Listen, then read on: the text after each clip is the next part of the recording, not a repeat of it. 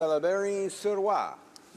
Merci, Monsieur le Président. Et d'entrée de jeu, je dois dire que je suis absolument vraiment déçue du budget 2017 apporté par les libéraux dernièrement. C'est un budget qui ne réussit absolument pas à réduire les inégalités entre les personnes les plus défavorisées, les plus pauvres de notre société et les personnes, des grands entrepreneurs, on parle des banques et des multinationales, par exemple, qui s'en mettent toujours plus dans les poches.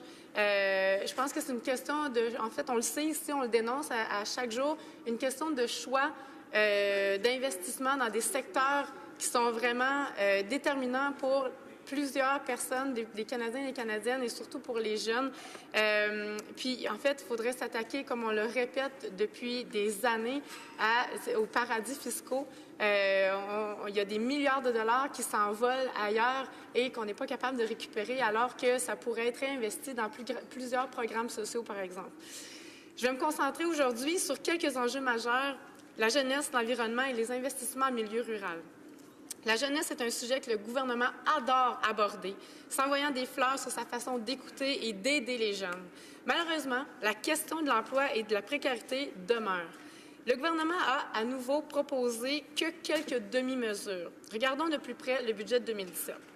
Il confirme l'augmentation des bourses. Plus d'étudiants à temps partiel ayant une famille ou des adultes retournant aux études auront accès à ce programme. Bonne initiative.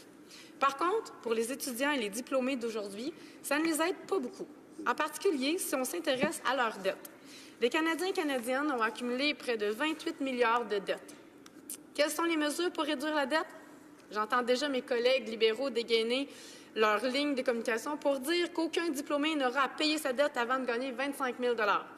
Léger problème, ça n'annule aucune partie de la dette. Au contraire, ça l'augmente. Pourquoi? Un des effets pervers de cette mesure est que les intérêts continueront d'augmenter après les 6 premiers mois de grâce. Donc, la dette continuera d'augmenter à cause des intérêts. Il est temps que le gouvernement arrête de faire l'autruche et de se faire de l'argent sur le dos des étudiants. Et si on regarde le postsecondaire pour les étudiants autochtones, le gouvernement annonce principalement une hausse à 90 millions de dollars du financement et une aide à Inspire. C'est comme la Fédération canadienne des étudiantes et des étudiants, on peut saluer cette augmentation, mais il y a deux informations qui manquent. Tout d'abord, le fédéral donnait déjà plus de 5 millions de dollars à Inspire en 2016, donc c'est absolument pas une nouvelle dépense. Et ensuite, le plafond de 2 % d'augmentation pour l'éducation postsecondaire pour les étudiants autochtones est maintenu. Alors que les jeunes des Premières Nations sont la population qui croît le plus rapidement au Canada, il me semble que c'est absurde que le gouvernement limite encore l'accès à l'éducation postsecondaire pour les jeunes autochtones. C'est totalement inéquitable et immoral, Monsieur le Président. Cette façon d'agir du gouvernement, un pas en avant et deux en arrière, se retrouve également dans d'autres domaines. Prenons la question des investissements en intelligence artificielle et de la robotisation. Ce sont des perspectives très intéressantes pour des entreprises et le progrès scientifique. Par contre, pourquoi le gouvernement n'investit pas pour étudier les impacts de la robotisation, puisque 40 % des emplois industriels vont disparaître d'ici 10 ans? 40 %, Monsieur le Président. Quel avenir d'emploi, quelle perspective d'emploi pour les jeunes de ma génération, des générations qui suivront également? Quels sont les impacts éthiques de la vie artificielle? Quels sont ses impacts sociaux? Est-ce qu'on doit modifier nos lois en conséquence? Mais pas un mot de ces questionnements-là dans le budget. La précarité des emplois est un fléau et nécessite des actions fortes et des réglementations de la part du gouvernement. Le budget 2017 renforce l'économie de la précarité et nie les besoins des personnes ayant le plus besoin de l'aide de l'État. Pour terminer dans ce dossier de la jeunesse, j'aimerais m'attarder sur la question des organismes jeunesse. Le gouvernement promet une nouvelle fois un service jeunesse, cette fois-ci avec une date, automne 2017, mais sans budget. L'année dernière, il n'y avait pas de date, mais il y avait un budget. Ça rime à quoi? C'est quoi le plan? Qu'est-ce qui va faire partie de ce service jeunesse? On n'en a jamais de détails. Peut-être qu'en 2018, on va avoir les deux, enfin. Bref, alors que la stratégie d'emploi a vu ses moyens augmenter, les organismes jeunesse ont encore beaucoup de difficultés à obtenir du financement du fédéral. Le parfait exemple est Katimavik.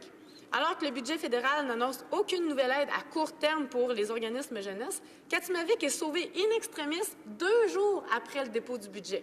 Mais il est sauvé juste pour cette année, parce qu'après, on ne sait pas c'est quoi le budget à long terme. Leur cas a été médiatisé, mais combien d'organismes jeunesse ont dû fermer leurs portes faute d'aide fédérale? Le budget 2017 oublie une fois de plus les plus vulnérables. Les organismes de terrain, comme les maisons des jeunes, par exemple, les maisons d'hébergement, qui font en sorte que les jeunes qui tentent de s'enfuir de leur maison pour X malaise, on leur offre pas d'aide. Tous ceux qui travaillent en santé mentale, qui travaillent aussi pour prévenir la toxicomanie, pour prévenir la criminalité, ces organismes-là de première ligne ne reçoivent aucune aide supplémentaire dans ce budget-là. Et ça fait longtemps qu'ils ont été coupés par les gouvernements conservateurs auparavant. Et là, rien. Ils sont asphyxiés. Mais pourtant, le fédéral décide d'offrir encore plus de sous aux entrepreneurs, par exemple, en investissement au niveau de la privatisation des infrastructures. Ce constat se répète au niveau de l'environnement. Au début du mois de mars, le Sénat a publié un rapport soulignant l'impossibilité de respecter l'accord de Paris sans effectuer un virage colossal des modes de production et des habitudes de consommation d'énergie. De plus, la semaine dernière, Environnement Canada a confirmé que le Canada ne réussira pas à atteindre l'objectif minimal que le gouvernement Harper s'était fixé, soit une baisse de 30 % des émissions de gaz à effet de serre d'ici 2030. Pire, celles-ci vont augmenter. Le rapport révèle aussi que les émissions de gaz à effet de serre du secteur des énergies fossiles sont trop importantes pour être compensées par une simple augmentation de la production d'énergie propre. Que fait le gouvernement libéral? Il approuve 3 nouveaux oléoducs. Il n'annonce toujours pas de réforme de l'Office national de l'énergie ni d'évaluation environnementale. Pire encore, le Canada continue de donner plus de 4 milliards de dollars aux subventions aux pétrolières et gazières. Alors que le Royaume-Uni, lui, a diminué drastiquement ses émissions, notamment en faisant des efforts dans son secteur le plus polluant, ses centrales au charbon. Le Canada, lui, préfère encore et toujours fermer les yeux sur son secteur le plus polluant. De plus, je partage les inquiétudes de l'organisme Équiterre qui s'est interrogé sur le manque de détails et des critères des investissements verts du budget 2017. Des critères trop souples réduiraient la capacité réelle à réduire les émissions polluantes. Sidney Ribault, directeur général d'Équiterre, a réaffirmé le besoin d'investir pour un réel changement de mode de vie. Je cite, « Nous devons financer des solutions en mobilité durable qui résultent en de réelles réductions de gaz à effet de serre, comme favoriser le transport électrique plutôt que celui à base de pétrole. » Et je remercie d'ailleurs mon collègue de Pierre Boucher, de Longueuil et Pierre Boucher, qui travaille justement dans ce sens-là. Un secteur que le gouvernement n'a quasiment pas abordé dans le budget 2017 est encore une fois l'agriculture. L'agroalimentaire est pourtant essentiel et fournit un emploi sur 8 au Canada. Les producteurs souhaitent pouvoir produire mieux tout en respectant l'environnement. Je salue donc les investissements en innovation et en sciences pour la découverte agricole. Un de mes commettants, Mathieu Rouleau, un jeune qui défend l'agriculture, met cependant en avant le manque de précision sur les 70 millions qui ont été annoncés. Qui seront les bénéficiaires? Comment seront accordés les fonds? Et quels investissements pour la relève agricole? J'attends des précisions supplémentaires sur cet investissement. Les agriculteurs de ma région, de Salaberry-sur-Ouest, s'inquiètent aussi des accords internationaux qui pourraient menacer leurs revenus. Le gouvernement s'était engagé à compenser les producteurs laitiers 10 fois moins que ce que les conservateurs avaient annoncé. Et pourtant, il n'est nulle part fait mention des compensations dans ce budget. Monsieur le Président, le gouvernement a-t-il oublié ses promesses envers nos agriculteurs?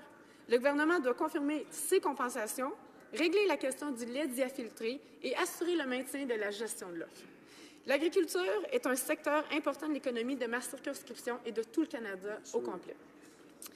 Parlons d'Internet haute vitesse en milieu rural. Je me suis réjouie de l'engagement du fédéral envers le développement du réseau Internet du Canada pour les régions éloignées et rurales. Internet est aujourd'hui indispensable. Il nous permet de travailler, de socialiser et d'avoir accès à l'information cruciale. Malheureusement, le programme Canada branché est lié au développement des grands réseaux comme Bell, Vidéotron, Rogers. Mais que fait le gouvernement pour aider le Haut-Saint-Laurent, Haut-Soulanges ou le Grand Nord? Bien, le Canada branché ne donne pas accès à ces communautés de pouvoir profiter du programme si elles ne sont pas connectées au grand réseau. Huntingdon est à moins de 2 heures de Montréal et n'a pas Internet haute vitesse. Je n'ose même pas imaginer les régions du Grand Nord. Et quand on parle de régions, on parle aussi des banques alimentaires, M. le Président. On notait dans ma région une augmentation de 300 % en décembre dernier. Et quand on a demandé à savoir comment le gouvernement soutenait l'aide alimentaire, rien, il n'y a rien dans le budget. Il n'y a rien non plus quand on a posé des questions à la période des questions. Le service alimentaire communautaire de ma région risque de fermer ses portes très, très bientôt. Où est-ce que toutes ces familles vont pouvoir aller récupérer de la nourriture, Monsieur le Président?